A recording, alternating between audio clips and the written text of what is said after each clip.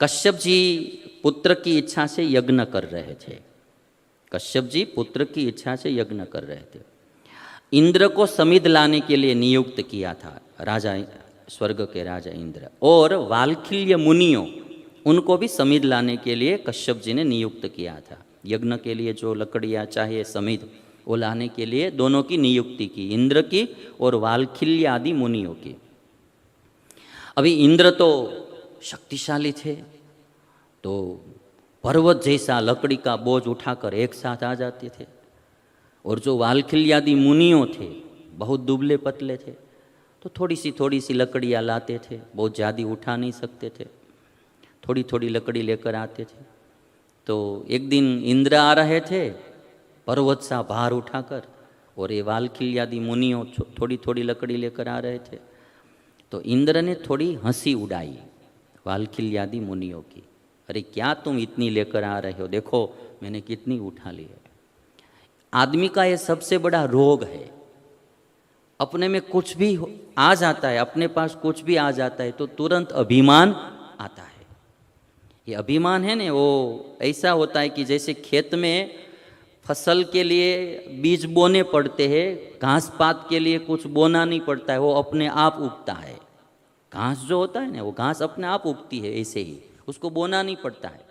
वैसे ही कोई गुण संपादित करना है, कुछ कला संपत्ति सत्ता संपादित करना है तो प्रयत्न करना पड़ता है, किंतु उसके पीछे पीछे जो अभिमान है वो वैसे ही आता है, उसको बुलाना नहीं पड़ता है। तो इंद्र को थोड़ा अभिमान आ गया। अभिमान आता है तो दूसरों की हंसी मजाक उड़ाते हैं लोग।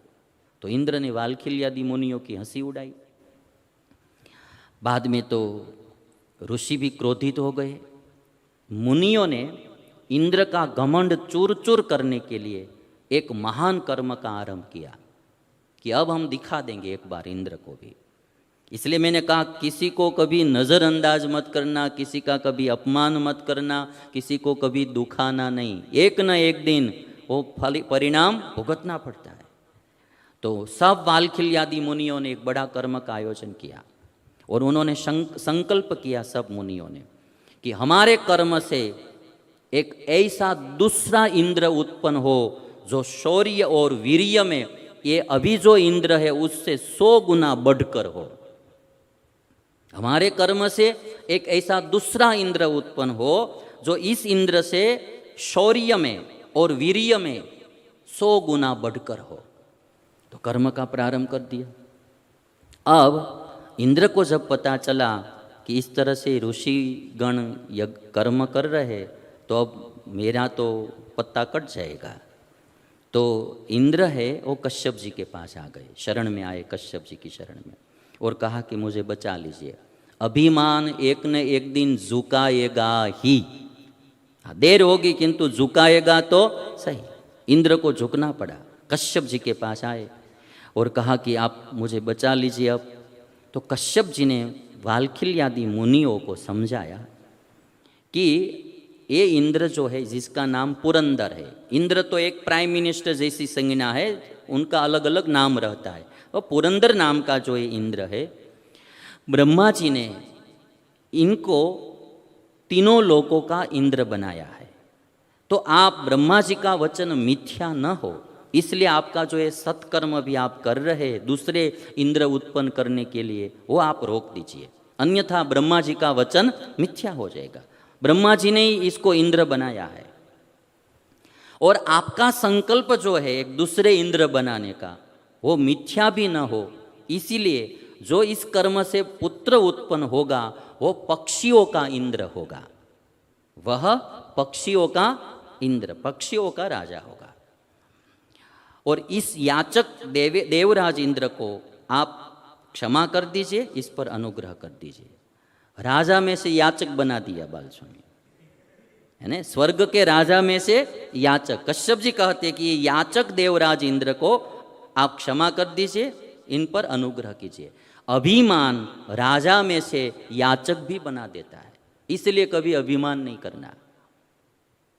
तो मुनियों ने कहा कि ठीक है, हम क्षमा कर देते हैं, और ये जो हम कर्म कर रहे हैं दूसरे इंद्र के लिए, वो कर्म और इनका जो फल होने वाला है इसका, वो हमें कुछ नहीं चाहिए।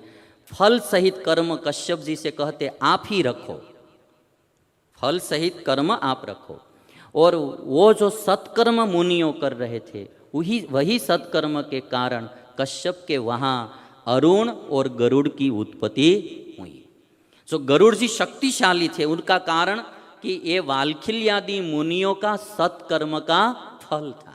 और वो फल इसलिए था कि इस इंद्र से भी 100 गुने बढ़कर शक्तिशाली पुत्र उत्पन्न हो, इसलिए गरुड़ जी और अरुण बहुत शक्तिशाली हुए। शायद आपने ये कथा सुनी हो न सुनी हो, इसलिए मैंने आपको गरुड़ जी की कथा सुनाई, क्योंकि विष्णु भगवान का वाहन है। वो भी सब बातें अभी आएगी, आप शांति से सुनेंगे तो सब सुनने को मिलेगा।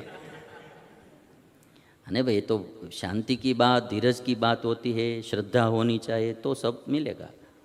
तो वो जो था वो गरुड़ जी और अरुण जी हुए। फिर कश्यप जी ने इंद्र से कहा कि अब फिर कभी घमंड मत करना भाई, है ना। अब जाओ, अभी ये सब हमने मामला संभाल लिया इसलिए आप बच गए, अब कभी घमंड मत करना। और कोई ब्रह्मवादी साधु संत का कभी उपहास या अपमान मत करना। उनके पास वाणी रूपी अमोघ वज्र होता है।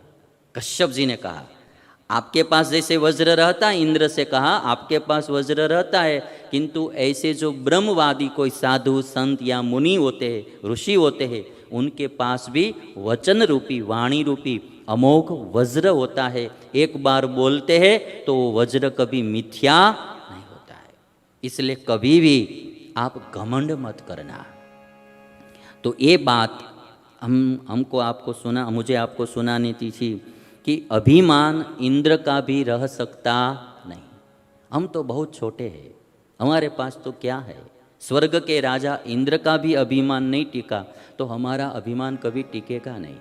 इसलिए कभी कभी आप देखते हैं कि घर में, परिवार में कलह का सबसे बड़ा एक कारण अभिमान ही होता है, जिसको हम ईगो बोलते हैं।